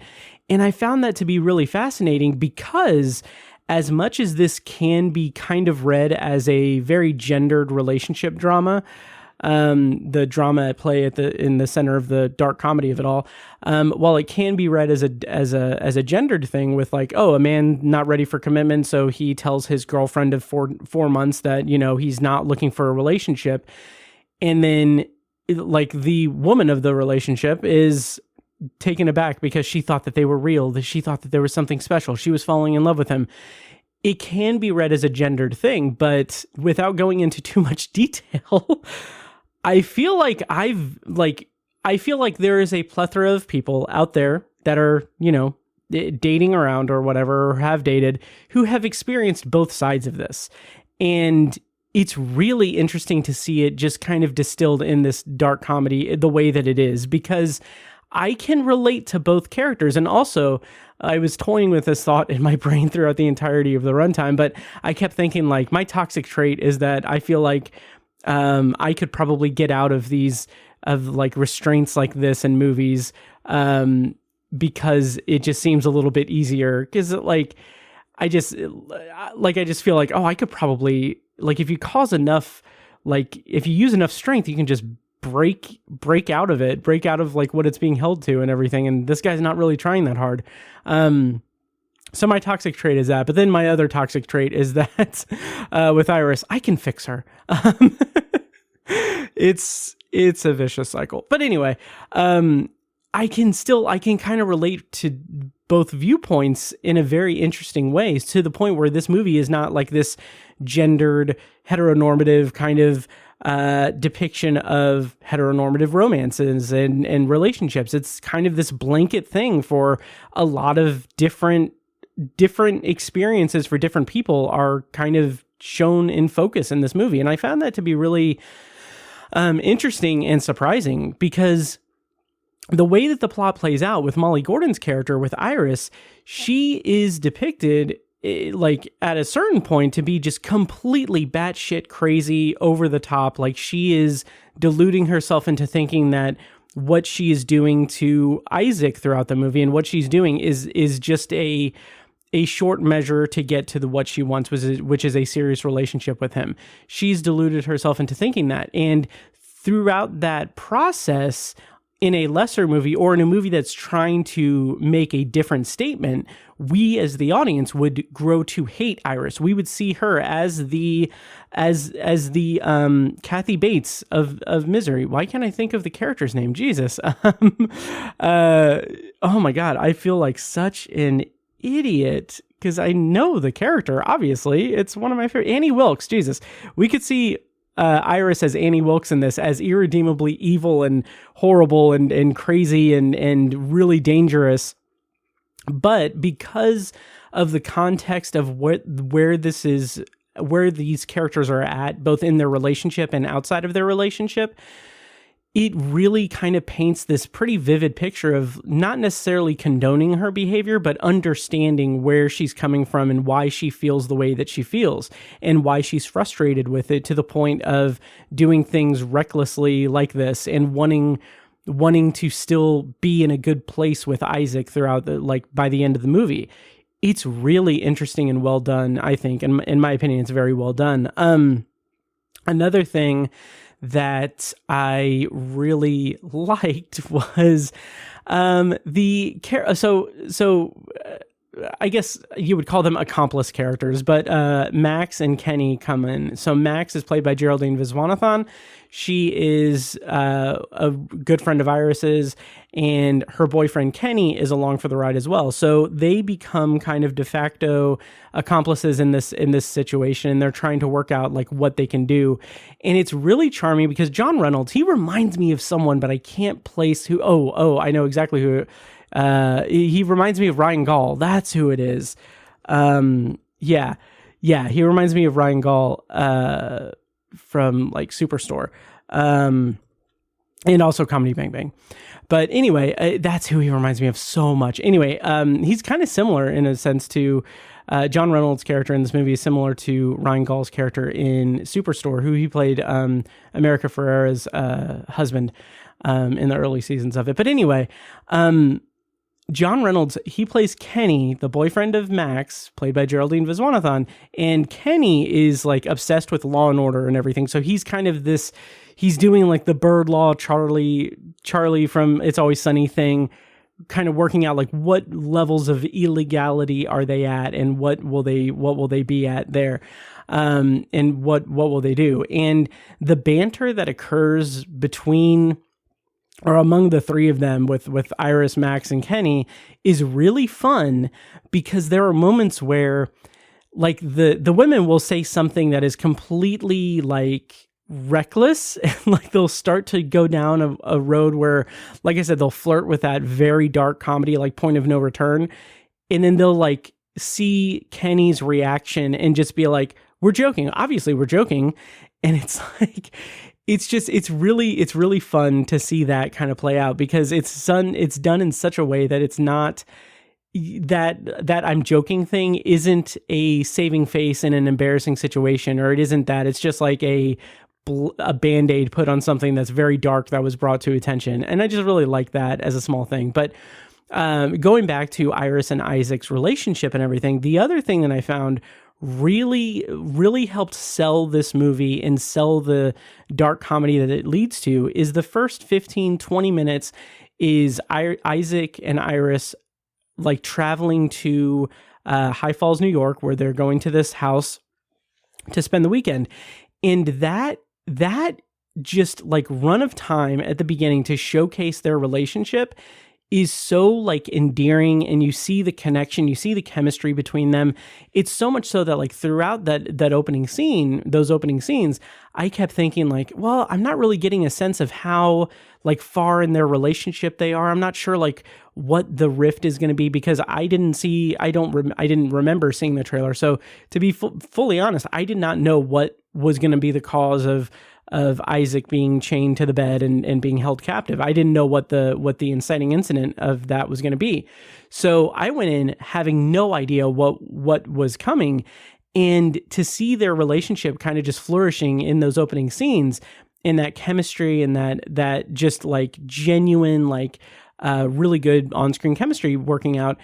I was expecting it to be something like, oh, she's going to discover that he's been doing something, or they're going to have this like big discovery thing. I didn't realize that this was 4 months into a relationship that he deemed as being casual and she deemed as being serious. And in a sense, I will say that both of their perspectives on the relationship seem somewhat accurate, not to give too much leeway to Isaac being kind of a player / soft boy, really, but not to give him too much leeway because it is pretty clear. Like there's a moment where Iris kind of goes into this whole thing, like when she discovers like where he is in the relationship versus where she is. She goes into this thing like, why would you do this and that and this and that, and like giving all of these examples. And like Yeah, it's really interesting to see how both sides of this conflict between these two people just makes perfect sense. Like, she is very righteously like angry over it, and he is admittedly dim-wittedly stupid of it and everything. And by the time the movie kind of just works itself out, and by the end of the movie, you get this really clear picture of these two characters. They're not only their like position or like the status of their like relationship or what they mean to each other or anything, but more importantly, you get this just full circle depiction of how they view relationships, how they view romance and relationship stuff in such a just clear-cut way. And they're very different viewpoints, and they're seated with there's a lot of deep-seated insecurities and fears and everything. And that is why I think this is such a strong relationship drama dressed up as a dark comedy, because it's really dealing with some very intense concepts and like some very raw emotional things that happen every day to people that are trying to date and everything. It's really good. It's really good. And overall, the movie's really funny. Like, I ended up rating it 3.5 stars on Letterboxd. I should have probably bumped it up to 4 stars. I might do that before I release this episode. I'm not sure, but I really, really liked it. I thought that it was really good. The performances were great, and there's a lot to really unpack with it. And the comedy was really good too. Like I said, Kenny, played by John Reynolds, he plays, I don't think I really went into detail about this, but he plays kind of this like, it's funny because the contrast between Max and Kenny's relationship with Isaac and Iris's relationship is pretty big. It's really funny to see Kenny and Max working together as a couple in this movie, because Kenny definitely has like this sweet like golden retriever energy and like that, coupled with Isaac's like soft boy persona as it's deemed in this movie. That could be an actual term, I don't know, but anyway, that creates a lot of interesting interactions, especially between Kenny and Isaac later in the movie, as they're kind of just they're talking throughout the end run of the movie. But it's really fun. It's really interesting. And it's really good. I highly recommend it. It's Ojai. It is currently in theaters. So check it out. I highly recommend it. 3.5 stars on Letterboxd, and I might bump it up to 4. We'll see. But that is my secondary review of the week. That is Ojai. Once again, it's in theaters. I'm not going to do a potpourri section, but I do want to say thank you to Sam Watermeier for joining me earlier in this episode for the I Know What You Did Last Summer review, as well as the whole first hour and a half of this episode. Next week on the show, my plan is to review the Fantastic Four: First Steps and Together. So we're going to be doing that next week on the show. Hopefully I'm not going to be too late with the episode as I was this week. I apologize for that. But yeah, I'm here. You guys got the episode, and I'll have more Patreon stuff for you as well soon enough. So that's it for this week's episode of The Obsessive Viewer. As always, thank you so much for listening, and make sure to follow the show on social media and subscribe to the podcast on your preferred podcast app. Also, make sure to check out Mike's Kickstarter campaign for his band As Good As It Gets, who provides the theme song for this podcast. Their new vinyl album, Colors. Check it out on Kickstarter, link in the show notes. And also check out Obsessive Viewer Podcast's other shows, Tower Junkies, a Stephen King podcast, and hosted by Tiny and myself, and Anthology, the Twilight Zone and Classic Sci-Fi podcast, hosted by me. Like I said before, next week on the show, I'm going to be doing the Fantastic Four: First Steps and Together. So be on the lookout for that, and check out Patreon for more content at patreon.com/obsessiveviewer. So until next week, thank you so much for listening, and I'll see you in the next episode. And now, enjoy this short clip from a recent Patreon-exclusive episode. For the full episode and more Patreon-exclusive content, sign up at patreon.com/obsessiveviewer. You can tell through that scene that this is not as common an occurrence as it likely was in different and better better phases of their relationship, better moments of their relationship. So you just really get the sense that they have this, that they are together, that they are very, that they have been together. Like you believe that the relationship has that foundation, and they've just lost their way, over the years. And so when, like, they tell us that essentially, but they also show us that when we have Dave Franco opening up to Alison Brie about that just trauma in his past. And it doesn't harp on it. It doesn't really make that big of a deal of it, but it just feels like so organic in the way that it is, that it filters throughout the plot. Like that backstory just informs the character and also informs the character dynamic a lot. It's really cool. And then when we thank you for listening to the Obsessive Viewer podcast. This episode was produced and edited by me, Matt Hurt. If you have feedback, thoughts on our episodes, or just want to connect, you can email me at matt@obsessiveviewer.com. For more information on this show, including a full archive of our episodes and show notes, visit obsessiveviewer.com. And if you enjoyed the show, please give us a follow on social media and subscribe to us on your podcast app of choice so you never miss an episode. Also, consider rating and reviewing the show on Apple Podcasts, Spotify, and Audible to help increase our visibility and grow our community. If you want to support the show and get early access to new episodes, as well as a steady stream of exclusive episodes, you can join our Patreon at patreon.com/obsessiveviewer. For information on more podcasts presented by obsessiveviewer.com, visit obsessiveviewer.com/podcasts. Our theme song is A Little Mad Sometimes by As Good As It Gets. For more of their music, check them out on Spotify and at asgoodasitgetsmusic.com. Thank you so much for listening, and we'll see you in the next episode. Get up to 2 months of free podcasting service with Libsyn. Check out the show notes for your promo code to get started podcasting today.